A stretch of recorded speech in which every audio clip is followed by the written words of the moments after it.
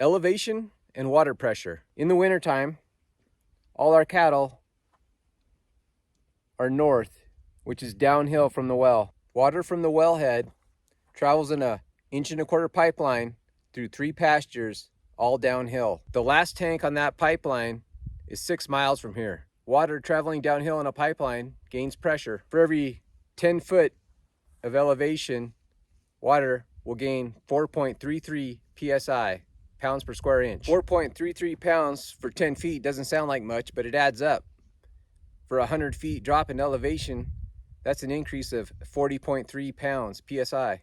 A 200-foot drop in elevation would mean 86 psi. And you go to 500, that's 216 psi. That's too much for some PVC pipe. Our PVC pipe, our 1.25-inch PVC pipe, most of it's rated for 160 psi, some of it's 200. A way to compensate for that pressure increase is to install valves like these. These are pressure reducing valves.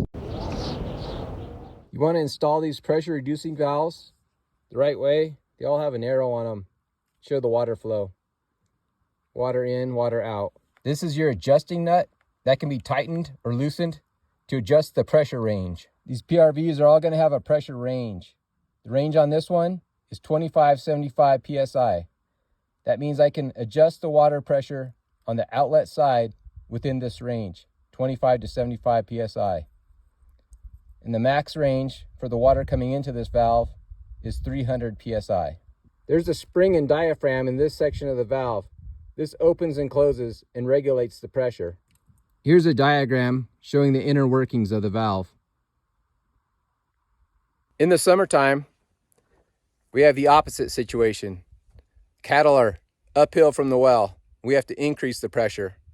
I have a video on that right here. But in wintertime, the situation is reversed. We're pumping water to downhill pastures. Let's step inside the well house and I'll show you the pressure setting. The well just shut off. I heard it before I stepped in here.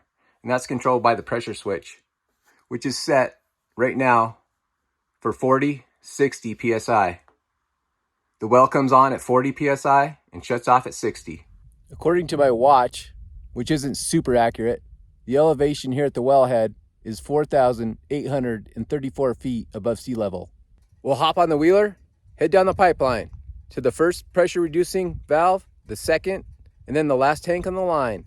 Check the elevation and the pressure.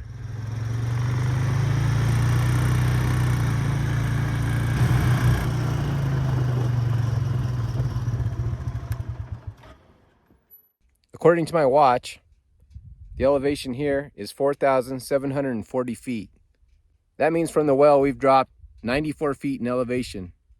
We'll just call it 100. I don't think my watch is super accurate. An elevation drop of 100 feet from the well means the pressure should have increased about 40 pounds. Let's open up the pit, check the pressure reducing valve and the gauges inside.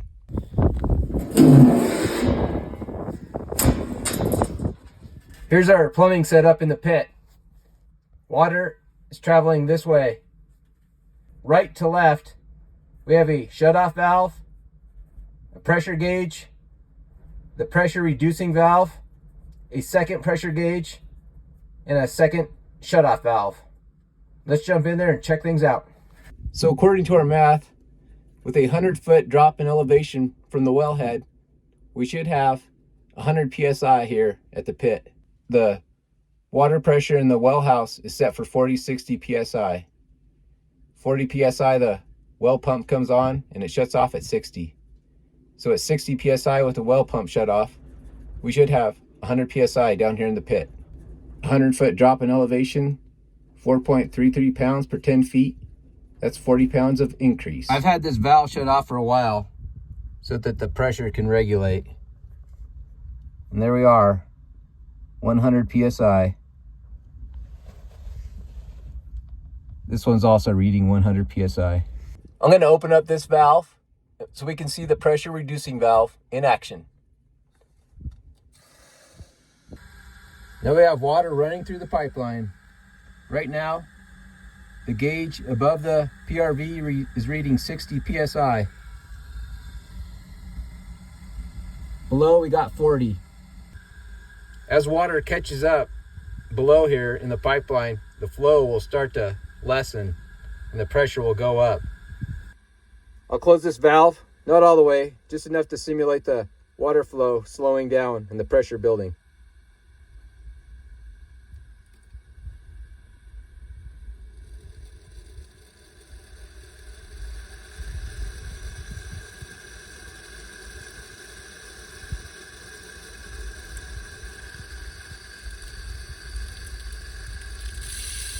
Got about 80, 60,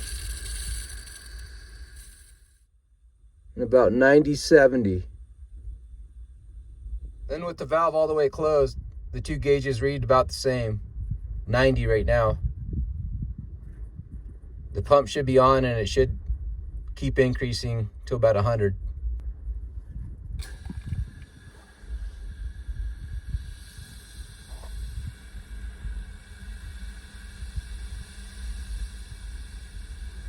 You can see the gauges jump around a little bit. I think that's the spring and diaphragm working. To adjust that nut, first you got to unlock it with this one.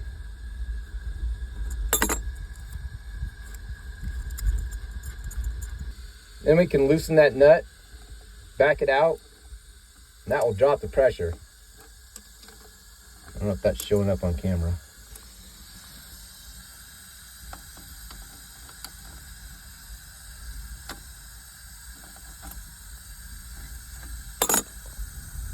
There, we just dropped it 10 pounds, 10 PSI. We're still 70 here. Now we're 35 there. Let's put it back where it was. About 40, 45.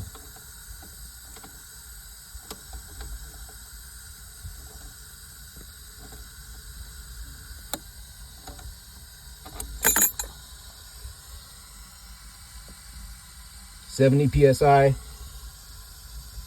The PRV is taking it down to 40. That looks pretty good. We'll just tighten this lock nut back on.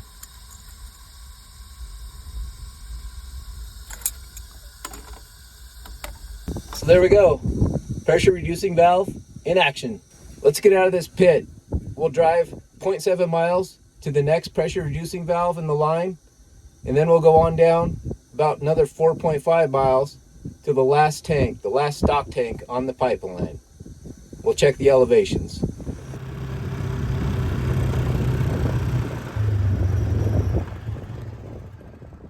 We're not quite there yet, and the wind's really coming up. I just thought I'd show you one of our stock tanks. This old windmill's taking care of it right now.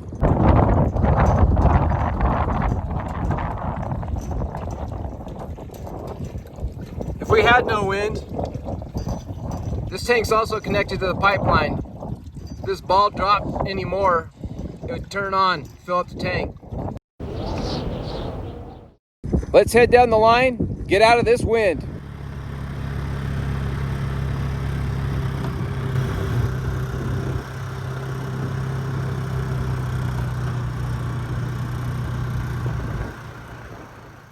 Here's the pit with the second pressure reducer. Elevation is 4,700 feet. We didn't drop that much, but it reduces pressure for the houses and further on down the line. Let's get down to that last tank and check the elevation. Now another 4.5 miles downhill. Here's the last stock tank on the pipeline, bottom of the pipeline, and the elevation is 4,532 feet. That's a drop in elevation from the wellhead of 300 feet. That would be an increase in water pressure of 130 PSI. 4.33 pounds per 10 feet doesn't sound like a lot, but over a big drop, it adds up. The days are short this time of year in the winter. We're just about to lose the sun. If you found this information useful, like and subscribe. And if you're interested in a video about the 3 wells on the ranch, it's right here. Check it out.